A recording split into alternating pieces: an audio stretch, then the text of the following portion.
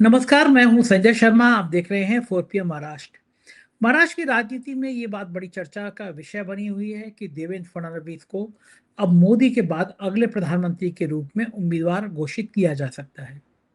अमित शाह पसंद नहीं करते हैं सीएम को, ये सब जानते हैं। सीएम के करीबी मोहित काम्बोज की कुछ पत्रावलियां भी अमित शाह ने मंगाई है, ऐसी पॉलिटिकल चर्चा है। मोहित काम्बोज के बिना मुंबई में कोई पत्ता नहीं खड़कता, कोई तबादला पोस्टिंग नहीं होती। और मोहित काम्बोज अमित शाह के निशाने पे ये सब चर्चाओं का विषय है, चर्चाओं का बाजार गर्म है। रोचक चर्चा है, आप सुनेंगे तो आपको अच्छी लगेगी। चलते हैं अभय द्विवेदी जी के पास। 4 PM न्यूज नेटवर्क में बहुत बहुत स्वागत है आपका अभय द्विवेदी जी। प्रधानमंत्री जी विदेश यात्रा से लौटेंगे और मंत्रिमंडल विस्तार होगा, चेंज होंगे। ये चर्चा पॉलिटिकल गलियारों में बहुत तेजी से फैल रही है और दो लोगों के नाम तो ये माना जा रहा है छुट्टी होगी, वित्त मंत्री जी की और धर्मेंद्र प्रधान की, या विभाग बदले जाएंगे। क्या होगा ये मैं बिल्कुल अभी कहने के स्थिति में नहीं हूँ, कोई भी नहीं है कहने की स्थिति में, क्योंकि भारतीय जनता पार्टी भी इतना गुपचुप रखा जाता है। अब तो मुझे लगता है कि शायद मोहन भागवत जी की भी इतनी हैसियत नहीं बची है कि उन्हें पता होगा कि क्या होने जा रहा है। संघ को ठिकाने लगा दिया है मोदी जी ने। लेकिन एक चर्चा और चल रही है बहुत तेजी से, वो चल रही है कि कुछ मुख्यमंत्रियों को दिल्ली बुलाया जाएगा। और चौंकाने वाले जो नाम है उसमें योगी आदित्यनाथ का नाम, महाराष्ट्र के मुख्यमंत्री का नाम बड़ी प्रमुखता से लिया जा रहा है। संघ चाहता है कि जब मोदी जी के उत्तराधिकारी की बात हो तो उसमें नाम देवेंद्र फडणवीस का हो। संघ का पसंदीदा है वो, मोदी जी भी पसंद करते हैं, अमित शाह पसंद नहीं करते उनको। और योगी आदित्यनाथ दिल्ली आ जाएं तो अमित शाह और मोदी जी के सारे संकट ही दूर हो जाए। लेकिन एक नाम और ये भी चल रहा है कि राजनाथ सिंह शायद अपने बेटे नीरज सिंह, लखनऊ में उन्होंने बहुत मेहनत की है, उनको वो लोकसभा से अपना उत्तराधिकारी बनाए और राजनाथ सिंह को राष्ट्रपति बनाया। इस तरह की सब चर्चाएं चल रही हैं। तो मैं खास तौर से ये आपसे जानना चाहूंगा, भारतीय जनता पार्टी की राजनीति को आप भी बड़े करीब से देखते हैं, क्या संभव है कि योगी आदित्यनाथ दिल्ली आने को राजी हो जाएं? महाराष्ट्र के मुख्यमंत्री दिल्ली आने को राजी हो जाएं, पहले उनको केंद्रीय मंत्री बनाया जाए, उनका कद बड़ा किया जाए। भाजपा की राजनीति में मोदी के उत्तराधिकारी के रूप में जो चर्चाएं चल रही हैं, क्या इसमें कुछ बल दिखाई देता है आपको? देखिए, महाराष्ट्र और उत्तर प्रदेश देश के दो बहुत बड़े प्रदेश हैं और जो इन राज्यों में, दो राज्यों में अगर कोई एक पार्टी जीत जाए तो सत्ता के नजदीक पहुंच जाती है। और महाराष्ट्र एक एक तरह से देश की आर्थिक राजधानी है और उत्तर प्रदेश आर्थिक तो नहीं लेकिन संख्या की दृष्टि से बहुत महत्वपूर्ण है, क्योंकि पूरे उत्तर भारत की राजनीतिक जो हवाएं हैं उनको उत्तर प्रदेश नियंत्रित करता है। उत्तर भारत बहुत बड़ा है। कोई भी मुख्यमंत्री अपने इन राज्यों में अपने मुख्यमंत्रित्व की तब्दीली की जगह केंद्र का कैबिनेट रैंक का मंत्री पद नहीं लेना चाहेगा। और ऐसा कभी भी नहीं हुआ कि किसी व्यक्ति ने, जो कि उत्तर प्रदेश का मुख्यमंत्री है, महाराष्ट्र का मुख्यमंत्री है, बड़ी खुशी से उसने केंद्र में मंत्री पद लिया हो, चाहे वो वाई चौहान रहे हों, चाहे वो हेमवती नंदन बहुगुणा रहे हों, चाहे वो नारायण दत्त तिवारी रहे हों, और चाहे कोई भी रहे हो। मतलब वो उत्तर प्रदेश का मुख्यमंत्रित्व तो एक तरह से देखा जाए तो वो तो कोई प्रधानमंत्री से कम उसकी हैसियत नहीं होती है। और महाराष्ट्र का मुख्यमंत्रित्व भी, जितनी भी कारपोरेट लॉबी वगैरह सब जो है, वो सब महाराष्ट्र के मुख्यमंत्री के साथ सीधे सीधे जुड़ी हुई है। वो बहुत बड़ी ताकत होती है उसकी।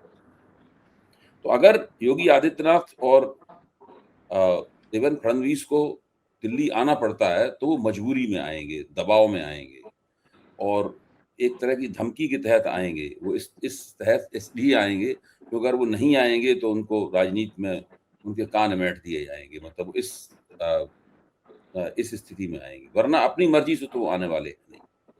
योगी आदित्यनाथ तो एक बार वक्तव्य में कह भी चुके हैं कि अगर मैं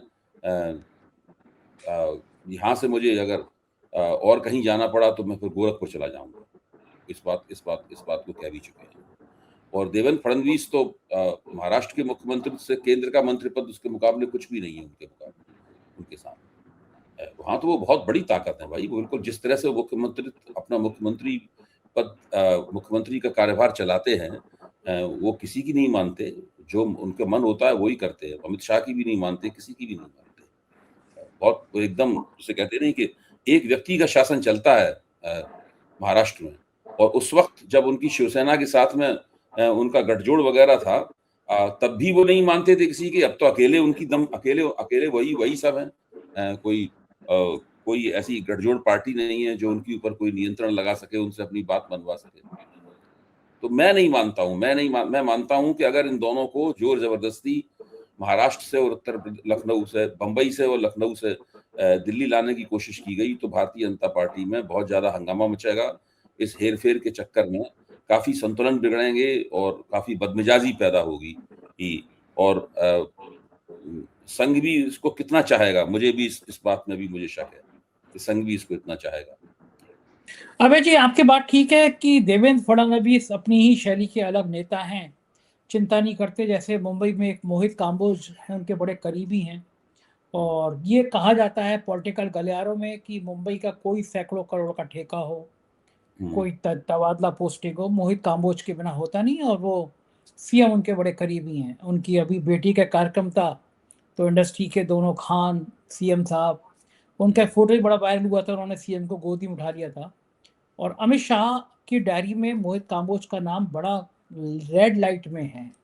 लोग तो यहाँ तक कहते हैं कि मोहित काम्बोज की कोई फाइल वाइल दस्तावेज भी अमित शाह की टेबल तक पहुंच गए हैं। और मोहित काम्बोज महाराष्ट्र की राजनीति में बहुत ज़्यादा सुर्खियों में है। कोई मुझे आज किसी ने मैसेज किया एपटेक बिल्डर करके, और हजारों करोड़ का खेल है यहाँ पे। देवेंद्र फडणवीस प्रधानमंत्री के अगले उम्मीदवार हों, इसकी चर्चा महाराष्ट्र में भी बहुत है और संघ के गलियारों में भी बहुत है। मोदी के बाद की तैयारी संघ तो चाहेगा कि 2-3 साल पहले तैयार हो जाए। और प्रधानमंत्री के रूप में मोदी जी कितना करेंगे? 2029 का चुनाव लड़ लेंगे, अगर बहुत लड़े तो। उम्र उनकी हो गई है। तो आपको क्या लगता है प्रधानमंत्री पद का अगला उम्मीदवार कौन? फिर अमित शाह, योगी आदित्यनाथ, देवेंद्र फडणवीस, या फिर कोई और? आज की तारीख में मुझे लगता है प्रधानमंत्री पद का एक ही उम्मीदवार है, उसका नाम है नरेंद्र मोदी। मुझे नहीं लग रहा है कि ये लोग कोई नरेंद्र मोदी के आसपास आ रहे हैं। इनमें से किसी ने अभी तक इस प्रकार की कोई क्षमता प्रदर्शित नहीं की है कि ये राष्ट्रीय स्तर पर वोटों की गोलबंदी करने की। इनकी शख्सियत में ऐसी कोई अपील है कि राष्ट्रीय स्तर पर वोटों की गोलबंदी कर सकते हैं। आप देखिए, योगी आदित्यनाथ हैं, उनकी छवि क्या है? उनकी छवि जो है मुख्य तौर पर एक सख्त प्रशासक की छवि है, हिंदुत्ववादी लफाजी करने वाले व्यक्ति की छवि है, मुसलमान विरोधी नेता की छवि है, कट्टरपंथी नेता की छवि है, और राजपूतों के नेता की छवि। नरेंद्र मोदी की छवि आप देखिए, नरेंद्र मोदी की छवि किस प्रकार की है जब वो प्रधानमंत्री बने थे। नरेंद्र मोदी खुद तेली समाज से आते हैं। गुजरात का अत्यंत पिछड़ा, बहुत कम संख्या वाला तेली समाज है। अति पिछड़ों में उत्तर प्रदेश के लिहाज से और बिहार के लिहाज से देखा जाए तो अति पिछड़े समाज में आता है, मोस्ट एमबीसी समाज में आता है। लेकिन सारे देश का जो ब्राह्मण है वो नरेंद्र मोदी को मोटे तौर पर नरेंद्र मोदी का प्रशंसक है, उनको अपना नेता मानता है। ऊंची जातियां नरेंद्र मोदी को अपना नेता मानती हैं। तो मुझे तो नहीं लगता कि ये स्थिति, अब देवेंद्र फडणवीस हैं, उत्तर प्रदेश के ब्राह्मण, उत्तर प्रदेश के राजपूतों के लिए देवेंद्र फडणवीस का क्या मूल्य है? बिहार के नेताओं के लिए देवेंद्र फडणवीस का क्या मूल्य है? कुछ भी नहीं। महाराष्ट्र के बाहर मुझे नहीं लगता कि उनकी कोई करेंसी है, उनकी कोई परचेज है। और नरेंद्र मोदी ने अपनी करेंसी और अपना परचेज बनाने के लिए बड़ा भारी प्रपंच रचा था।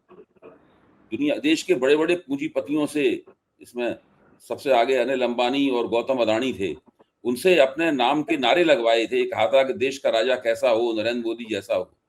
अमेरिका की एक कंपनी को बुलाकर सारे देश में अपना प्रचार करवाया था। वाइब्रेंट गुजरात जैसा एक बड़ा जबरदस्त कार्यक्रम करवाया था, और गुजरात मॉडल का प्रचार वगैरह किया गया था। तब कहीं जाकर वो उनके इर्द गिर्द एक प्रभाव मंडल बना, और उस प्रभाव मंडल में जितने भी लोग कांग्रेस से नाराज थे, बीजेपी समर्थक थे, हिंदुत्ववादी थे, सब उसके इर्द गिर्द जो है वो अपने आप को गोलबंद करते चले गए। वो एक प्रक्रिया थी जिस प्रक्रिया के तहत हुआ था। ऐसी प्रक्रिया योगी जी के लिए नहीं चल रही है, ऐसी प्रक्रिया देवेंद्र फडणवीस के लिए नहीं चल रही। अपने मन में महत्वाकांक्षा रखना एक बात, लेकिन ऐसी प्रक्रिया चलना, मुझे तो ऐसी कोई नियोजित प्रक्रिया नहीं लग रही है। केवल ये जरूर है कि योगी जी अपने होर्डिंग उन्होंने दिल्ली के सारे हिंदुस्तान में लगवा दिए हैं, नेपाल में भी लगवा दिए होंगे, विदेशों में भी लगवा दिए होर्डिंग, इसके अलावा कोई उन्होंने काम नहीं किया। अब योगी जी अच्छा, इस प्रकार की भाषा बोलते हैं वो करते हैं, बहुत मुझे तो बहुत मुश्किल लगता है ये होना। अच्छा, जहाँ तक अच्छा अमित अमित शाह जी, की बात है, अभी कोई मुझसे कह रहा था कि अमित शाह आज तक कभी गृह मंत्री के तौर पर कभी विदेश यात्रा उन्होंने नहीं की। अच्छा, तो मतलब अमित शाह के जो अपने शौक हैं, अपना जो काम करने का उनका तरीका है, जो है, तो जो भूमिका उनकी गृह मंत्री के तौर पर, मोदी के ट्रबल शूटर के तौर पर, एक संगठन के एक जबरदस्त चैंपियन के तौर पर उनकी है, उस भूमिका में तो वो सेट हैं बिल्कुल, और वो काम अपना वो कर रहे हैं। लेकिन मुझे नहीं लगता कि वो अभी उन्होंने अपने आप को प्रधानमंत्री पद के लिए प्रोजेक्ट करने के लिए पर्याप्त प्रयास किए हैं। वो तो यही है कि नरेंद्र मोदी का इतना रुतबा हो कि वो कह दें कि भाई हमारे बाद ये बनेंगे देश के प्रधानमंत्री। अच्छा, तो वो तो तभी हो सकता है जबकि 2029 का चुनाव नरेंद्र मोदी के नेतृत्व में जीत लिया जाए। फिर नरेंद्र मोदी कहेंगे भाई ये बनेंगे हमारे हमारे बाद प्रधानमंत्री, और 1-2 साल बाद वो प्रधानमंत्री पद छोड़ दें, अमित शाह उस प्रधानमंत्री पद पे बैठ जाएँ। अमित शाह के नेतृत्व में देश में प्रधानमंत्री का लोकसभा का चुनाव हो, मतलब मोदी जी हट जाएँ सामने से और उनके नेतृत्व में भारतीय जनता पार्टी चुनाव में उतरे। जो मुझे नहीं लगता कि भाजपा के बड़े प्रशंसक और जो भाजपा के हितैषी होंगे, वो इस चीज़ की कल्पना भी कर रहे होंगे। अबे जी, जो मोदी के नेतृत्व में जो लहर होनी चाहिए, जो करंट होना चाहिए, गोदी मीडिया भले ही वो प्रचारित कर दे, पिछली बार भी वो 400 पार करा रहे थे, लेकिन पूर्ण बहुमत भी हासिल नहीं कर सके। जो घटनाएं घट रही हैं लगातार, ऑपरेशन सिंदूर में भारत की विफलता, अब नाम घोषित कर रहे हैं, तब कह दिया था संसद में कि कोई हानि नहीं हुई है। अमेरिका के आगे घुटने टेक देना, जो राहुल गांधी उनको सरेंडर प्राइम मिनिस्टर कहते हैं। अमेरिका बार-बार धमका रहा है, हथकड़ी बेड़ी लगा के हमारे नागरिक वापस कर रहा है। आर्थिक स्तर पर भारत की लगातार विफलता होना, बेरोजगारी चरम पे होना, कॉकरोच पार्टी जैसी का उदय होना, यूथ की नाराजगी होना, मध्यम वर्ग असंतोष होना। आपको लगता है कि अब 29 की राह आसान बची है? भले ही वो राज्यों के चुनाव जीत गए हों, बड़े खुश हो रहे हों कि 27 लाख वोट काट दिए। कल तो मैं टेलीग्राफ के पूर्व संपादक का इनका इंटरव्यू कर रहा था, तो उन्होंने मुझे बताया कि उनका नाम, उनका पासपोर्ट नहीं बन पाया, बेटी की शादी थी उनकी। इसलिए कि वो एसआईआर में उनका वोटर लिस्ट में नाम काट दिया गया था। पुलिस कह रही है कि तुम्हारा नाम वोटर लिस्ट में नहीं है। पूरे देश में ऐसे हालात हैं, तो क्या मोदी जी इतने ताकतवर 29 तक रह पाएँगे, आपको लगता है? देखो संजय जी, आपको एक नई कार खरीदनी है, तो आप कौन-सी कार खरीदेंगे? मार्केट में बहुत बड़े-बड़े भव्य किस्म के नए मॉडल हैं। मतलब कुछ ऐसे मॉडल हैं मार्केट में जो कार बड़ी खूबसूरत लग रही है, जवान-जवान लग रही है कार। उसके बारे में तरह-तरह के विज्ञापन हैं कि बड़ी तेज़ भागती है, इसमें ये टेक्नोलॉजी है, वो टेक्नोलॉजी है। लेकिन वो फील्ड प्रूवन नहीं है, रोड प्रूवन नहीं है कार। मतलब वो रोड पे कैसे चलती है, ये तो जब वो 1 साल चल लेगी रोड पे तब समझ में आएगा कि रोड पे कैसी चलती है। फिर एक दूसरी कार है, जिसकी लोगों को कमियाँ भी पता हैं, लेकिन जिसकी खूबियाँ भी लोगों को पता हैं, और वो बहुत आपको दूर-दूर तक लोगों को ले जा चुकी है। तो मुझे लगता है कि व्यक्ति को, आपको सुरक्षित यही लगेगा कि आप वो जो पहले वाली कार चल रही है, आप उसी खरीद लें, जो पहले से स्थापित कर चुकी है अपने आप को, जिसकी जिसकी सर्विस वगैरह भी आसानी से हो जाती है। मतलब बहुत सारे इस तरह के पहलू हैं कि जो कार अपने आप को सिद्ध कर चुकी है। नरेंद्र मोदी अपने आप को सिद्ध कर चुके हैं, इन नेताओं को जिन्होंने नाम लिए हैं, इनमें से किसी को भी सामने लाया जा सकता है, लेकिन इसमें लाने के साथ में एक ऐसा जोखिम है, जिस जोखिम का अभी आप अंदाजा नहीं लगा सकते। नरेंद्र मोदी क्या हैं और क्या नहीं है, ये दोनों बातें लोगों को सबको पता है। नरेंद्र मोदी को केंद्र में रख के अगर चुनाव लड़ा जाएगा, तो उसके हिसाब से पूरा आप इंतजाम कर सकते हैं, पूरी हैजिंग कर सकते हैं। भाई ये समस्याएं हैं, इन समस्याओं की हैजिंग करो, ये खूबियां हैं, इन खूबियों को बढ़ावा दो, ये हो सकता है। देवेंद्र फडणवीस में क्या खूबी है राष्ट्रीय स्तर के नेता के तौर पर? अमित शाह में क्या खूबी है राष्ट्रीय स्तर के नेता के तौर पर? योगी आदित्यनाथ में क्या खूबी है राष्ट्रीय स्तर के नेता के तौर पर? ये किसी को नहीं पता। अमित शाह का दक्षिण भारत में क्या है, सॉरी, योगी आदित्यनाथ का दक्षिण भारत में क्या है, पूर्वी भारत में योगी आदित्यनाथ का क्या है? फिर कहेंगे भाई हम सारे देश में बुलडोजर चलाएंगे, मतलब इस प्रकार की बातें होंगी उनके आने पे। वो अजीब-ओ-गरीब किस्म की बात, मुझे नहीं लगता कि ये चीज जो है ना बहुत भारतीय जनता पार्टी के लिए आश्वस्तिकारक है और राष्ट्रीय स्वयंसेवक संघ के लिए भी ये चीज बहुत आश्वस्तिकारक होगी। हाँ, उत्तर प्रदेश का चुनाव होता है 2027 में, अगले साल। उसमें मान लीजिए भारतीय जनता पार्टी बहुत बड़े बहुमत से जीत जाती है, इतने बड़े बहुमत से जीतती है कि योगी आदित्यनाथ का डंका फिर से बजता है, उनको तीसरी बार उत्तर प्रदेश का मुख्यमंत्री आला कमान को बनाना पड़ता है, तो उनकी दावेदारी बहुत मजबूत हो जाएगी। फिर उन्हें चाहिए कि वो अपने आप को मुख्यमंत्री के पद पर उसी तरीके से सुव्यवस्थित तरीके से प्रोजेक्ट करें जैसे कभी नरेंद्र मोदी ने किया था। नरेंद्र मोदी के प्रोजेक्ट करने से पहले भारतीय जनता पार्टी भी कोई कल्पना भी नहीं करता था कि कोई क्षेत्रीय नेता, नरेंद्र मोदी क्षेत्रीय नेता थे ना, गुजरात के नेता थे, कोई क्षेत्रीय नेता आएगा और प्रधानमंत्री पद पर काबिज हो जाएगा। जो आला कमान में लोग बैठे हुए थे वो क्षेत्रीय नेताओं को कोई तरजीह देने वाले लोग नहीं थे। अब देवेंद्र फडणवीस की छवि तो क्षेत्रीय नेता की छवि है, योगी आदित्यनाथ की छवि क्षेत्रीय नेता की छवि से थोड़ी ज्यादा है, ये मैं मानता हूं। अमित शाह चूंकि लगातार देश के गृह मंत्री रहे हैं तो उनकी छवि भी क्षेत्रीय नेता से थोड़ी ज्यादा है। हाँ, राष्ट्रीय स्वयंसेवक संघ अगर जिद पकड़ जाए कि भाई हमें फडणवीस को ही बनाना है, वो एक अलग बात है। फिर तो फडणवीस के समर्थन में वो बहुत लोगों को खड़ा कर देगा राष्ट्रीय स्वयंसेवक संघ, लेकिन पार्टी के अंदर खड़ा कर देगा बहुत से लोगों को, लेकिन मतदाताओं को तो ना खड़ा कर देगा अपने मन से। नरेंद्र मोदी ने तो पार्टी के अंदर भी समर्थन प्राप्त किया, संघ की मर्जी के बिना समर्थन प्राप्त किया। तमाम कार्यकर्ता मोदी मोदी चिल्लाने लगे और राजनाथ सिंह जी जो उस वक्त पार्टी के अध्यक्ष थे वो मोदी को प्रधानमंत्री पद का उम्मीदवार बनने से नहीं रोक पाए, और देश में मतदाताओं के भीतर भी उन्होंने अपने प्रति उत्साह पैदा किया। उसकी क्या क्या हथकंडे उन्होंने अपनाए, क्या क्या युक्तियां अपनाई, एक अलग बात है, हम लोग उनके बारे में जानते हैं। वो एक खास तरह का वो था, एक खास तरह की योजना थी, जिस योजना पर बड़ी चतुराई के साथ अमल किया गया। क्या क्या नहीं किया गया। जब वो पता लगा कि मनमोहन सिंह लाल किले से भाषण दे रहे हैं तो नरेंद्र मोदी भी एक किले से भाषण दे रहे हैं, बहुत तरह तरह के हथकंडे, होलोग्राम लगाए गए, बहुत मतलब वो इसके पीछे बड़ा सोच था मोदी को प्रधानमंत्री पद के लिए। ऐसा कोई सोच, ऐसी कोई प्रक्रिया जो है ना, वो इस वक्त इन लोगों के लिए नहीं चल रही है। ये बात सही है कि इन लोगों को किसी गैर भाजपा पार्टी की सत्ता नहीं छीननी है जो मोदी को छीननी थी। मोदी को छीननी थी ना कांग्रेस सत्ता, इन लोगों को छीननी नहीं है सत्ता, लेकिन इन लोगों को भारतीय जनता पार्टी के अंदर भी अपनी लोकप्रियता साबित करनी है और भाजपा के बाहर भी अपनी लोकप्रियता साबित करनी है। नरेंद्र मोदी ये दोनों काम साबित कर चुके हैं। अगर मुझसे पूछा जाए तो मैं कहूंगा कि भाजपा के कार्यकर्ताओं में अगर प्रतिष्ठा के लिहाज से देखा जाए तो मेरे ख्याल से अमित शाह के प्रति कार्यकर्ताओं में ज्यादा आकर्षण होगा। उससे अगर पूछा जाए तो हाँ, अमित शाह के प्रति कार्यकर्ताओं के भीतर ज्यादा आकर्षण होगा। लोगों को कहना होगा ये आदमी है मजबूत टाइप का और जो पार्टी संगठन को अपने कंधों पर उठा सकता है, कार्यकर्ताओं के साथ में रब्त जब्त इसका बहुत बेहतर है, वो ज्यादा होगा। अच्छा, अगर मंत्रिमंडल में चेंज होता है तो 3 मंत्री ऐसे हैं जिन्होंने मोदी जी की बड़ी फज्जत कराई है, धर्मेंद्र प्रधान, वित्त मंत्री और विदेश मंत्री। आपको लगता है कि इनकी छुट्टी होगी या इनके विभाग बदले जाएंगे, या मोदी जी जैसे जिद्दी हैं इन तीनों का कुछ नहीं होगा? देखिए, मोदी जी जिसको बधाई देते हैं, बहुत ज्यादा तारीफ करते हैं, उसको अक्सर मतलब अपनी जगह से हटा दिया जाता है। ये मनोहर लाल खट्टर को उन्होंने बधाई दी थी, तमाम उनकी तारीफें की थी, तो उनको हरियाणा के मुख्यमंत्री पद से हटा दिया गया था। अभी उन्होंने धर्मेंद्र प्रधान को जन्मदिन की बधाई दी है और उसमें एक लाइन ये भी कही है कि शिक्षा के क्षेत्र में आपका बड़ा योगदान।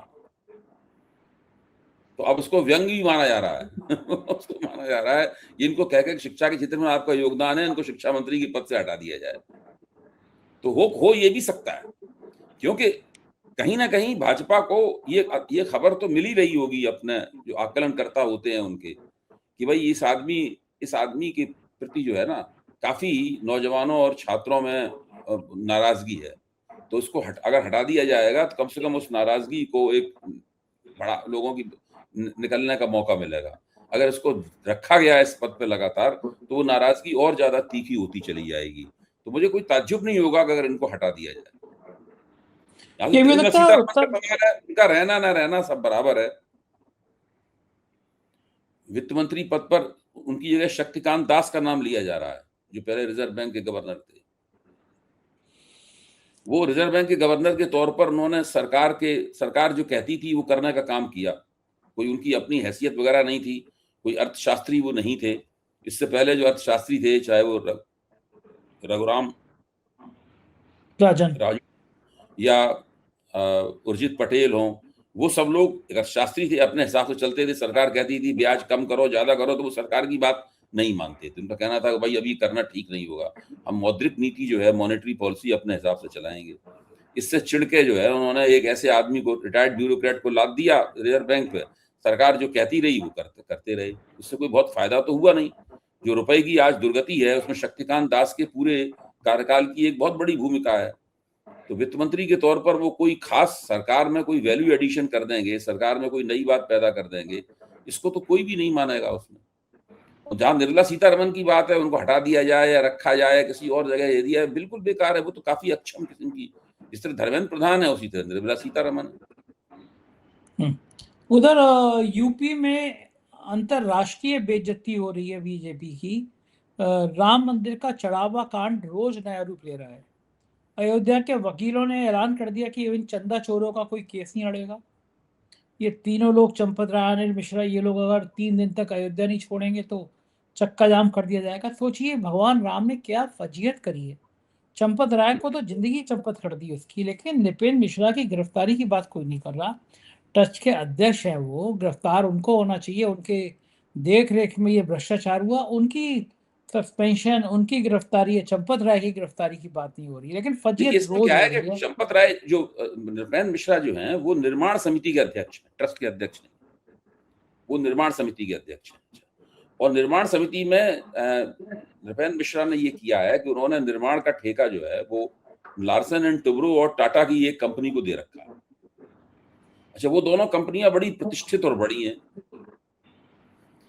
जो जो 40% कमीशन की बात आ रही है, वो स्थानीय स्तर पे जो सप्लाई वगैरह होती है, जो सप्लायर हैं, मतलब ज्यादातर संघ के लोग हैं, संघ के ठेकेदार हैं, वो उनसे ये कमीशन वमीशन का मामला उससे उनसे चल रहा है। तो जो बड़ा निर्माण का जो बड़ा काम है, जो जिसका जिम्मा नृपेंद्र मिश्र का था, जहां तक मेरी जानकारी है, उसमें उन्होंने इन दोनों को ठेका दे दिया। और वो उनका मानना ये है कि इन दोनों के ऊपर कोई आंच नहीं आ सकती, और उसके कारण मेरे ऊपर कोई आंच नहीं आ सकती। तो नृपेंद्र मिश्र ने इस तरह करके अपनी स्थिति को काफी कुछ सुरक्षित कर लिया है। और इस बात को हम लोगों को समझना चाहिए, क्योंकि वो बहुत ही, मतलब वो आज जब उनके बारे में कोई सवाल नहीं उठा रहा है, तो उसका एक कारण ये भी है। मैं मानता हूं सवाल उठाना चाहिए, मैं इस बात को सहमत हूं आपकी बात। जो कुछ भी वहां पे हो रहा है, तो ऐसा नहीं है कि, और नृपेंद्र मिश्र ने वहां आके जिस तरीके से चंपत राय एंड कंपनी पे आक्रमण किया और कहा कि ये डकैती हो रही है, साथ में ये भी कहा कि इनकी निष्ठा संदेह से परे है, लेकिन ये इनकी निगरानी में गलती रही, तो गलती तो उन्होंने उसकी मानी दी, कह ही दी उन्होंने। तो इस तरह से वो, मुझे लगता ये है कि वो राम मंदिर का पूरी बागडोर जो है वो संघ के हाथों से निकाल कर पीएमओ के हाथों में देना चाहते हैं, और पूरी इसी योजना पे वो अलग से काम कर रहे हैं। उनका काम करने का ये, मुझे लगता है, इस लक्ष्य को भेदना चाहते हैं। वो इस मौके का फायदा उठाकर वो इस काम को करना चाहते हैं। और ये सब काम इस कोई संघ की निंदा करके और संघ से खुलेआम टक्कर देगा तो होगा नहीं, इसलिए चुप्पी साधे हुए हैं सब लोग। मोदी जी अलग चुप्पी साधे हुए हैं, संघ अपनी अलग चुप्पी साधे हुए है। सब कुछ नाप तौल के, सोच समझ के बोला जा रहा है, बड़ी होशियारी के साथ ये काम किया जा रहा है, और इस मामले में लंबी ढील दी जा रही है। सब ड्रामा किया जा रहा है, उन 8 लोगों के घरों पे छापे मारे जा रहे हैं, सीन बनाया जा रहा है पूरा, का बड़ा जबरदस्त एक्शन है भ्रष्टाचार के खिलाफ, ये सब हो रहा है। उधर योगी आदित्यनाथ अपनी डींगे मार रहे हैं, व्यर्थ की डींगे मार रहे हैं, कुछ किया है नहीं, फिर भी डींगे मार रहे हैं। उन्होंने एसआईटी बनाई थी, उसने एफआईआर तक दर्ज नहीं किया, एफआईआर भी उन्होंने दर्ज की नहीं है। सब इसी तरीके से चल रहा है पूरा का पूरा मामला। ये तो अपने आप में केस स्टडी है कि लीपापोती कैसे की जाती है भ्रष्टाचार के ऊपर, उसकी केस स्टडी है, सामने दिखाई पड़ रहा है। देखो, सबके सामने लीपापोती हो रही है, कोई कुछ बोल नहीं रहा। देखो ठीक बात है, राम नाम की लूट मची और है, जो लूट भड़ास है करते ना, चलो। तो लोगों की भड़ास जो है वो चंपत राय के नाम पर निकाली जा रही है, अनिल मिश्रा के नाम पर निकाली जा रही है, गोपाल राव के नाम पर निकाली जा रही है। निकाली जानी चाहिए, इन लोगों को आड़े हाथों लिए जाना चाहिए, इनकी छीछा लेदर भी होनी चाहिए। और इनको अगर अयोध्या के वकील एक आध चपरेस मार दें तो वो भी अच्छी बात है, मैं तो ये कहता हूँ।